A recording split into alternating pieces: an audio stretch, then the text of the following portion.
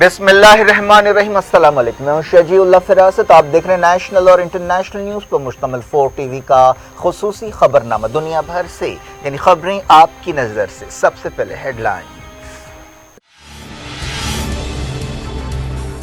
Russia اور Ukraine کے درمیان ترکی میں شک و شبے کے ماحول میں بات چیت، ڈیلیگیٹس نے ہاتھ بھی نہیں ملائے۔ طیب اردوان نے کہا ٹھوس نتیجہ نکلنا چاہیے۔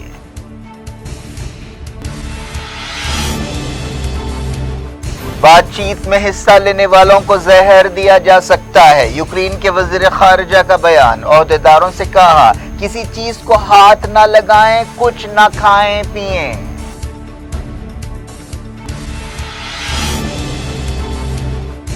استنبول بات چیت کے ساتھ ساتھ لڑائی بھی جاری، کئی شہروں میں بمباری۔ یوکرین نے ارپن ٹاؤن کا کنٹرول دوبارہ سنبھال لینے کا کیا دعویٰ۔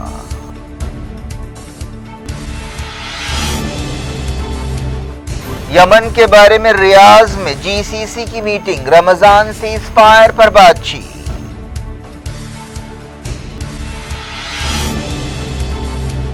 حوثیوں نے کہا سعودی عرب 3 روزہ جنگ بندی کا فائدہ اٹھائے، پچھتانا پڑے گا۔ ایران نے کی پیشکش کی تعریف۔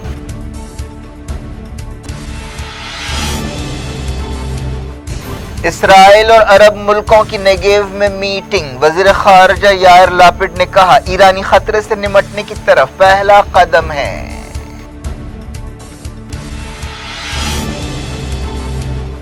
اسرائیل بحرین میں فوجی اتاشی مقرر کرے گا، نیگیو میٹنگ میں اہم فیصلہ، حیفا حملے کی مذمت۔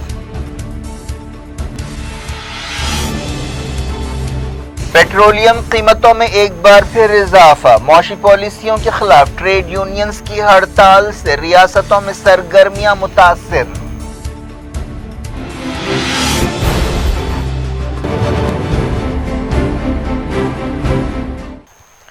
ہیڈ لائنز آپ نے دیکھی، اب خبروں کی تفصیل۔ شروعات یوکرین سے۔ رشیا اور یوکرین کے عہدیداروں کے بیچ ترکی کی میزبانی میں بحران حل کرنے کے لیے بات چیت ہوئی۔ ترکی کے صدر طیب اردوان نے اس بات چیت کی میزبانی کی۔ اس موقع پر ترکی نے فوری سیز فائر کی ضرورت پر زور دیا، لیکن بات چیت کی کامیابی کے امکانات کم ہی ہیں۔ یہ بات چیت ترکی کے استنبول شہر میں ہوئی۔ یوکرین کی حکومت نے کہا کہ فوری سیز فائر اس کی ترجیح ہے، لیکن دونوں ملکوں نے بات چیت سے بہت زیادہ امیدیں باندھنے کے خلاف خبردار کیا۔ جہاں ایک طرف ترکی میں بحران حل کرنے کے لیے بات چیت ہوئی، وہیں جنگ بھی جاری رہی۔ یوکرین کے الگ الگ شہروں پر بمباری کی گئی، جن میں دارالحکومت کیف کے قریب ارپن ٹاؤن بھی شامل ہے۔ صدر وولودیمیر زیلنسکی نے دعویٰ کیا کہ یوکرین کی فوج نے اس شہر کا کنٹرول دوبارہ سنبھال لیا ہے۔ یوکرین نے کہا کہ وہ انسانی راستوں سے سویلینز کو باہر نکالنے کو ترجیح دے رہا ہے۔ یوکرین نے کہا کہ ناکہ بندی کا شکار ماریوپول میں 5000 لوگ ہلاک ہوئے ہیں، لیکن رشیا کی شیلنگ کی وجہ سے ان کی لاشیں جمع نہیں کی جا سکیں۔ فرانس کے صدر ایمانوئل میکروں نے منگل کو ایک بار پھر رشیا کے صدر ولادیمیر پوٹین سے بات چیت کی۔ انہوں نے خاص طور پر ماریوپول شہر میں امدادی آپریشنز کے بارے میں بات چیت کی۔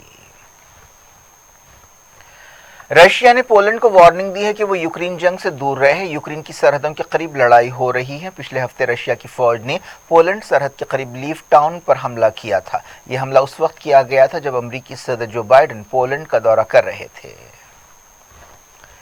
ایمنسٹی انٹرنیشنل نے رشیا پر الزام لگایا ہے کہ وہ ماریوپول میں جنگی جرائم کر رہا ہے۔ Secretary general Amnesty International Agnes Callamard نے کہا کہ ماریوپول کی ناکہ بندی انسانی بنیادوں پر لوگوں کو باہر نکالنے میں ناکامی، سویلینز کو نشانہ بنانا جنگی جرائم کی بعض مثالیں ہیں۔ انہوں نے کہا کہ یہ جارحیت ہے، یہ یونائٹڈ نیشنز کے چارٹر کی خلاف ورزی ہے، جیسا کہ ہم نے عراق میں امریکی حملے کے بعد دیکھا تھا۔ یہ 2 ہفتوں سے زیادہ عرصے کے بعد یوکرین اور رشیا کے عہدیداروں کی پہلے آمنے سامنے بات چیت تھی۔ ترکی کے صدر طیب اردوان نے کہا کہ اب وقت آ گیا ہے کہ اس بات چیت سے ٹھوس نتیجے نکلیں۔ رشیا کی میڈیا میں کہا گیا کہ ملک کے ارب پتی رومن ابرامووچ نے بات چیت میں حصہ لیا، لیکن یہ بات صاف نہیں ہے کہ بات چیت میں ان کا کیا رول ہے۔ وہ چیلسی فٹ بال کلب کے مالک ہیں۔ سمجھا جاتا ہے کہ وہ کیو اور ماسکو کے درمیان مصالحت کار کا رول ادا کر رہے ہیں۔ کرملن کے ترجمان ڈیمیٹری پیشکوف نے کہا کہ ابرامووچ کی شرکت کو دونوں ملکوں نے منظوری دی ہے۔ 55 سالہ ابرامووچ کے خلاف برطانیہ نے پابندیاں لگائی ہیں کیونکہ ان کا تعلق رشیا کے صدر ولادیمیر پوٹین سے ہے۔ यूक्रेन के वज़ीर ख़ारजा ने यूक्रेनी वफ़द के अरकान को मशवरा दिया कि वो रशिया के साथ इस्तंबुल में बातचीत के दौरान कोई चीज़ ना खाएं और ना पिएं और किसी भी चीज़ को हाथ ना लगाएं। वज़ीर ख़ारजा डेमेट्रो कुलेबा ने यूक्रेन के एक टीवी चैनल से बातचीत करते हुए ये बात कही। बाज़ खबरों में कहा गया कि इस महीने के शुरू में अब्रामोविच और यूक्रेन के ओहदेदारों में जहर की अलामतें पाई गईं जिन्होंने बातचीत में हिस्सा लिया था, लेकिन इस वाक़े के ताल्लुक से कुछ शुबहात पाए जाते हैं। इन रिपोर्ट्स के दरमियान अमरीका के ओहदेदार के हवाले से रॉयटर ने कहा कि इंटेलिजेंस खबरों से इशारा मिलता है कि ये तीनों माहौलियाती फैक्टर्स से मुतासर हुए थे, जहर से नहीं।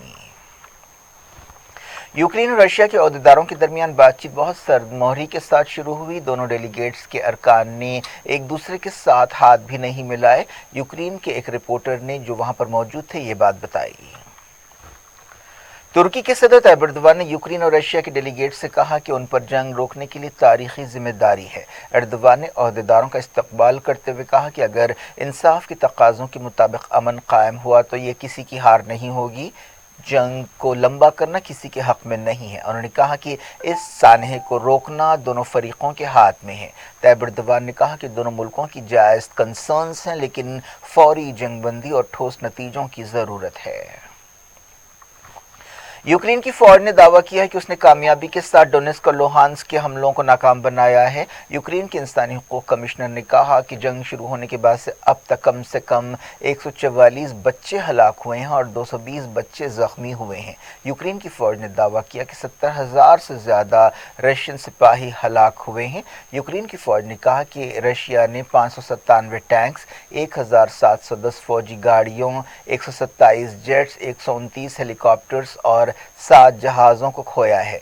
जुमे को मॉस्को ने कहा था कि उसने यूक्रेन जंग में 1,351 सिपाहियों को खोया है। यूनाइटेड नेशंस ने कहा है कि उसने यूक्रेन में अब तक 9 लाख फंसे हुए लोगों की मदद की है। यूनाइटेड नेशंस के इंसानी मामलात से मुताल्लिक़ दफ्तर के तर्जुमान ने न्यूज़ ब्रीफिंग के दौरान कहा कि लोगों की मदद की जा रही है, लेकिन ये मदद काफ़ी नहीं है।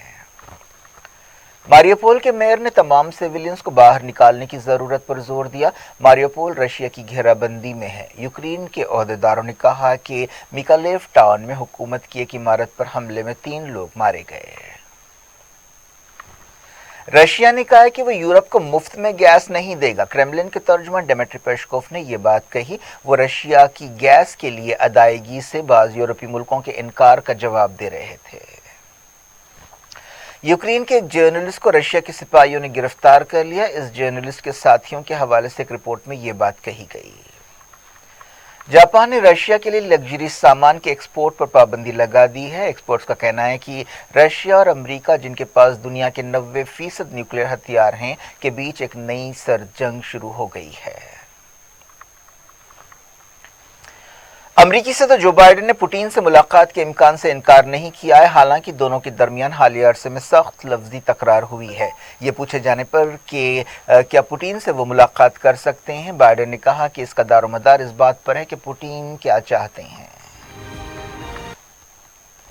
जारी रखते हैं इंटरनेशनल न्यूज़ के सिलसिले को शुरुआत करते हैं मिडल ईस्ट से। खलीजी मुल्कों की एक मीटिंग हुई जिसमें यमन के बारे में गौर किया गया, लेकिन हूसियों ने इस मीटिंग का बॉयकॉट किया। हूसियों का कहना है कि सऊदी अरब इस जंग का फरीक है, मुसालहतकार नहीं। इस तरह की मीटिंग सऊदी अरब में नहीं हो सकती। यूनाइटेड नेशंस और दूसरे सफारतकार चाहते हैं कि रमज़ान के मद्देनज़र यमन में सीज़ फायर हो, जिस तरह पिछले कुछ बरसों में होता रहा है। रमज़ान कुछ दिनों में शुरू होने वाला है। इससे पहले रियाद में GCC की तरफ से ये मीटिंग बुलाई गई है। GCC में Bahrain, Kuwait, Oman, Qatar, Saudi अरब और UAE शामिल है।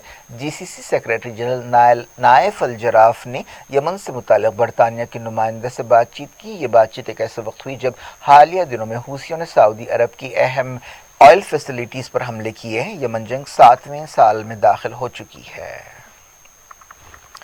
ईरान ने यमन के हूसियों की तरफ से 3 दिन के सीज़ फायर के ऐलान की तारीफ की है। ईरानी वज़ारत ख़ारजा के तर्जुमान सईद खतीबज़ादा ने कहा कि इससे एक मजबूत पैगाम गया है कि हूसी अमन चाहते हैं। यमन की हूसी हुकूमत के एक वज़ीर फ़हमी अल यूसुफ़ी ने कहा कि यमन जंग ख़त्म करने के बारे में फ़ैसला सऊदी अरब या UAE नहीं कर सकते, बल्कि ये फ़ैसला अमरीका और बरतानिया के हाथ में है। حوثی لیڈر عبدل ملک الحوثی نے وارننگ دی ہے کہ اگر سعودی عرب جنگ ختم کرنے کے لیے 3 دن کی سیز فائر سے فائدہ نہیں اٹھاتا ہے تو اسے پچھتانا پڑے گا۔ ٹیلی ویژن چینل پر پیش ہوتے ہوئے انہوں نے یہ بات کہی۔ انہوں نے رمضان سے پہلے علماء اور اسکالرز سے خطاب کیا۔ انہوں نے کہا کہ حملہ آوروں کے پاس ناکہ بندی ختم کرنے اور حملے روکنے کے سوا کوئی چارہ نہیں ہوگا۔ ہفتے کی شام حوثیوں نے 3 دن کے لیے سعودی عرب پر میزائل اور ڈرون حملے روکنے کا اعلان کیا تھا۔ حوثیوں نے کہا کہ یہ ایک سنجیدہ پہل ہے اور اس سے اعتماد بڑھانے میں مدد مل سکتی ہے۔ حماس لیڈر شیخ صالح العروری نے کہا ہے کہ انہوں نے اسرائیل کو ایک پیغام بھیجا ہے، وہ یہ کہ فلسطینی قیدیوں کو نقصان پہنچنے پر اسرائیل کے لیے جہنم کے دروازے کھل جائیں گے۔ المیادین ٹیلی ویژن چینل سے بات چیت کرتے ہوئے انہوں نے کہا کہ ہمارا سب سے اہم مسئلہ مسجد اقصی اور قدس ہے۔ نمازیوں کے مسجد اقصی میں داخل ہونے یا ان پر حملہ کرنے سے روکنا ہماری ترجیح ہے۔ دوسرا مسئلہ قیدیوں کا ہے۔ انہوں نے کہا کہ اگر رمضان شروع ہوتا ہے اور قیدیوں کی ہڑتال جاری رہتی ہے تو یہ بڑے خطرے کی بات ہوگی۔ حماس نے تمام فلسطینیوں سے کہا کہ وہ یہودی بستیوں کو رد کرنے کا دن منائیں۔ حیفا میں ایک حملے میں ہلاک اسرائیلیوں کی آخری رسومات ادا کی گئیں۔ اس حملے میں 2 اسرائیلی مارے گئے تھے اور 10 زخمی ہوئے تھے۔ 2 حملہ آوروں کو بھی گولی مار کر ہلاک کر دیا گیا تھا۔ داعش نے اس حملے کی ذمہ داری قبول کی ہے۔ یہ پہلا موقع ہے جب فلسطین کے قبضہ کیے ہوئے علاقے میں داعش نے کسی حملے کی ذمہ داری قبول کی ہے۔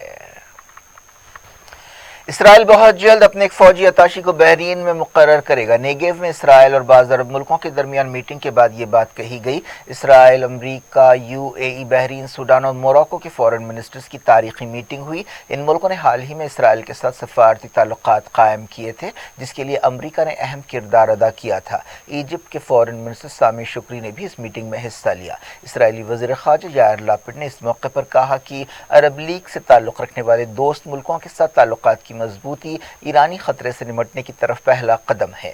امریکہ کے secretary of state Antony Blinken نے بھی میٹنگ میں حصہ لیا۔ فلسطین کی وزارت خارجہ نے اس سمٹ کو فلسطینی عوام پر حملہ قرار دیا، لیکن اس نے عرب لیگ پر تنقید نہیں کی۔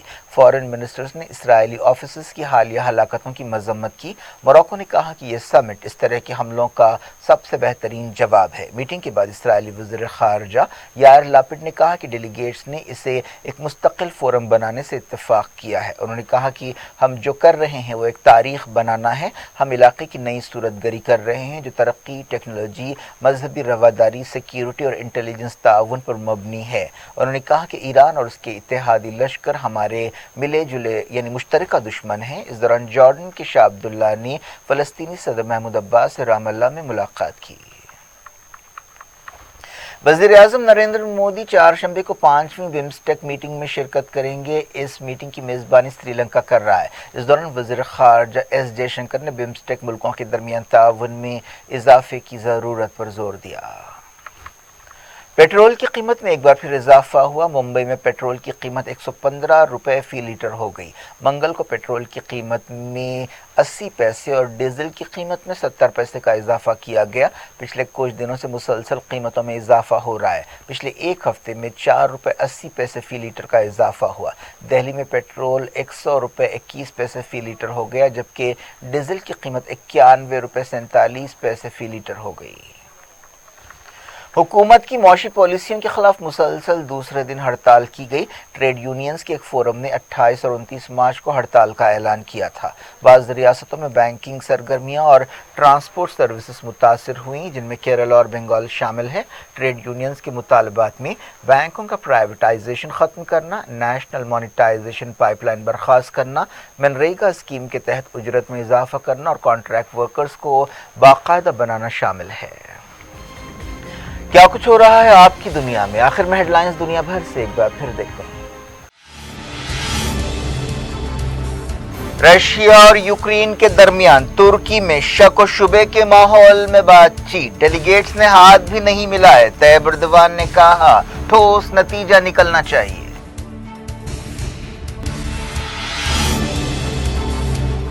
بات چیت میں حصہ لینے والوں کو زہر دیا جا سکتا ہے، یوکرین کے وزیر خارجہ کا بیان۔ عہدیداروں سے کہا کسی چیز کو ہاتھ نہ لگائیں، کچھ نہ کھائیں پئیں۔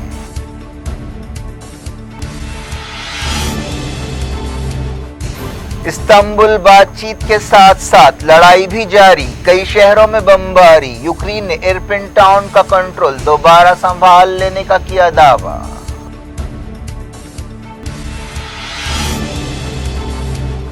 یمن کے بارے میں ریاض میں جی سی سی کی میٹنگ، رمضان سیز فائر پر بات چیت۔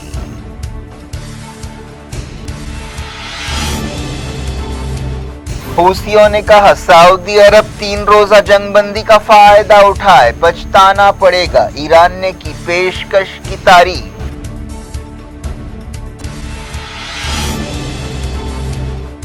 اسرائیل اور عرب ملکوں کی نیگیو میں میٹنگ، وزیر خارجہ یائر لاپڈ نے کہا ایرانی خطرے سے نمٹنے کی طرف پہلا قدم ہے۔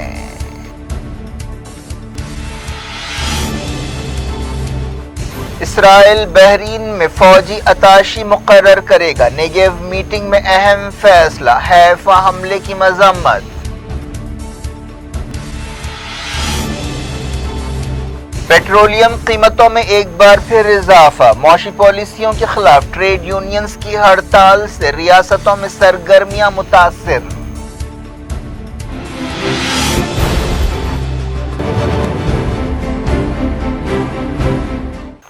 یہ تھی آج کی خبریں، اب شیدول افراست کو دیں اجازت اور اپنا بے حد خیال رکھیں۔